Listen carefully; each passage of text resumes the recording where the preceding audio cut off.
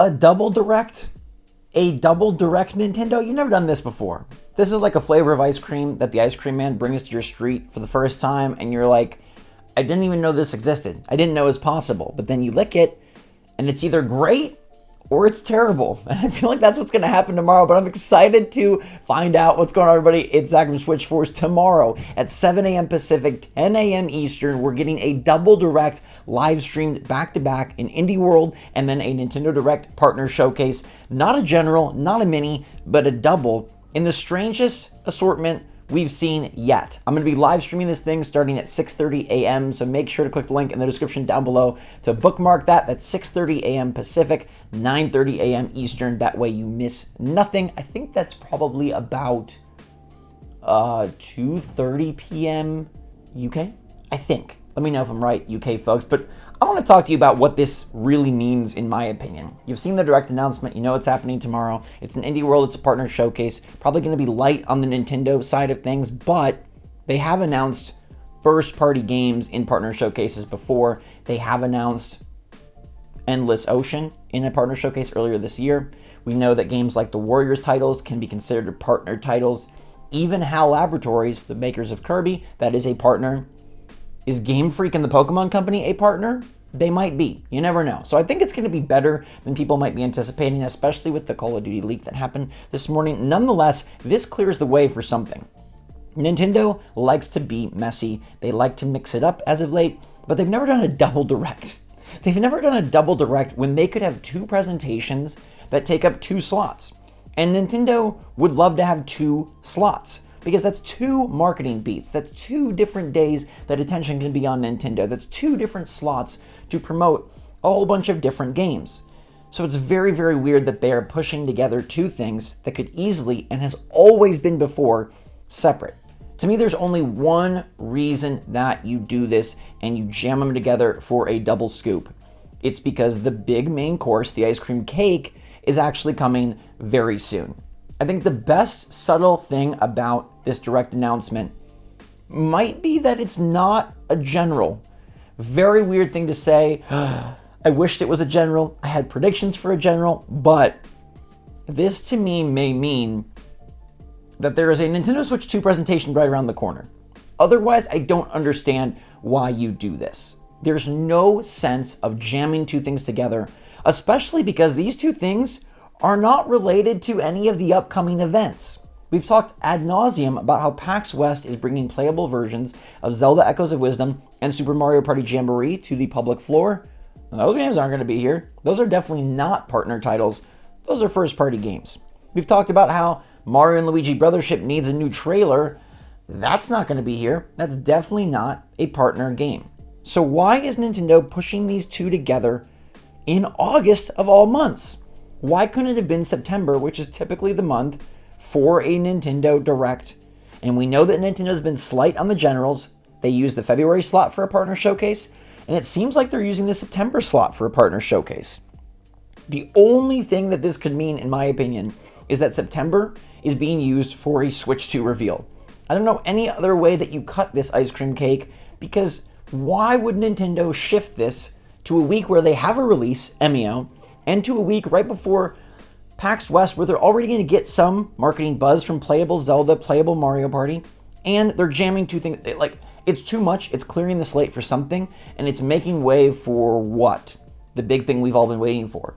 And to me, this ties handsomely into the fact that we know Nintendo Switch 2 is going to be entering full production very soon, and I think Nintendo would want to get out ahead of that so that they get to reveal the system rather than a blurry pic off of an old flip phone being posted to 4chan from the factory.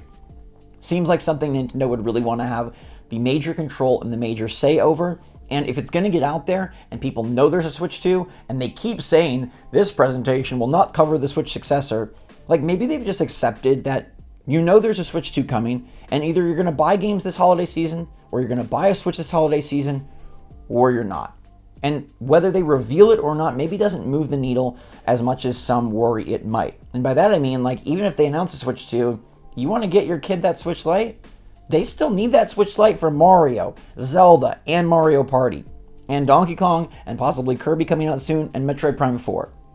There are a lot of good reasons to still buy a Switch, especially a Switch Lite, especially a golden Switch Lite if you're a Zelda Echoes of Wisdom fan, even if you know that Nintendo Switch 2 is announced, and pretty much if you're in that conversation where you're going to be paying attention to a reveal live stream, you probably know that it's coming, I guess. I digress. I think that the only other option here is that Nintendo also has a general direct in September, but that makes no sense to me either, even though I've seen it suggested some places, because why do an Indie World and a partner showcase when any of those games could easily help flesh out a general direct? To shift this up only to then do a general in September, again, makes no sense. At that point, you omit the partner showcase, you do the Indie World in August, and you do the general direct in September, and everything is peachy keen. It's just like it always is. They've made a move here for a reason, and this is a different move than what we've described before, where it's like, oh, the direct shifted weeks, the direct shifted months, it went to a partner showcase. This is totally different than that, and I firmly believe that this move actually means something. In the past, Nintendo has been very pattern-based. This year, and in fact the last 3 or 4 years, they've been very fine breaking patterns. But this is not really a pattern break so much as it is a complete strategy break. Nintendo goes out of their way to ensure that Indie World gets a slot, partner showcases get a slot, Nintendo Directs get a slot, and they love to space these things out appropriately so that everybody can eat. So all the developers can eat, all the games can eat, and Nintendo themselves can eat with different marketing beats in different months and different weeks. There's no reason to mash these together. It actually makes counterintuitive sense. You're going to get the games jumbled up. You're going to get things kind of confused. You're going to get people tuning in thinking they're getting a direct when instead they're getting an Indie World and a partner showcase. You're going to get people thinking that the partner showcase is first because it appears on the left of the graphic, even though it's actually the Indie World first, which is on the right of the graphic. Confusing. Nintendo shouldn't have done that. This is actually a bad move by all business sense, and yet they're doing it. And the only reason, like think about it, what's the only other reason Furukawa is sabotaging the company? A Nintendo Ninja is secretly hacking and taking over the live stream? Those things are silly and quite paranoid. Instead, it's probably the obvious, which is a Nintendo Switch 2 reveal is coming soon. And October was pegged as sort of a good month if it was going to happen in 2024. But I ask you, why move this all up? Why not just have this take the typical September slot? It's not because of PAX West. Those games aren't going to be there. Why is it? Why did they need to move up to a week where they have a game release? They could have waited till the first week of September, the second week of September, even the beginning of the third week of September. All those are open. There's no Echoes of Wisdom, and it's past EMEO, it's past PAX West. Could have been great.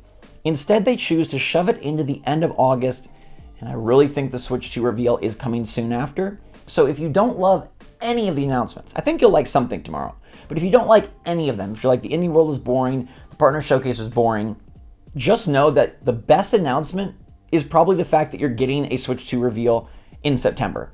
I think that's very likely at this point. I think the Switch 2 is going to be shown off next month, which is the secret silver lining of this strange smushed together Duo Direct presentation. We're going to see the next console sooner than we thought, and Nintendo not doing a general, Nintendo pushing two together, kind of reveals their hand. It kind of reveals their plan, and look, we'll wait for official confirmation. We'll wait to see exactly how it goes down. Is it a big show? Is it just a trailer? What are they going to do? I think at this point, if they're clearing the floor, it's going to be a bigger deal than just like, oh, we are happy to announce that we're working on Nintendo Switch 2. Stay tuned for information. I even think that at this point, shifting this all to August means it's more than just a trailer. I think maybe they have a special presentation. And notice they keep saying that this presentation will not have Switch 2. This presentation will not have Switch 2. Just wait till they can finally say, this presentation, all about the Switch successor. That gives me goosebumps. I think it's happening soon. And I'm still excited for tomorrow. Like I said, I think some things have been leaked out. There's a chance we still get a first-party game or two. I think it's going to be a good show. I think it's going to be fun. It's back-to-back, which is just juicy. Maybe Hollow Knight Silksong can appear. We got an Indie World, and we've got a partner showcase. It could pop at either. That would save the day and make it magical. There should also be some Nintendo Switch Online announcements, although how it works out, I'm not quite sure. Could they shift in GameCube in a partner showcase? Maybe. We'll have to wait and see. In the meantime, I'm streaming tomorrow at 6:30 a.m., 9:30 a.m. Eastern. Make sure to click the link so that you can be there and be ready to enjoy the party and the magic and the mystery with me. In the meantime, thanks so much for watching. Stay safe, stay healthy, stay happy, stay positive out there. Until next time, Switch Force out.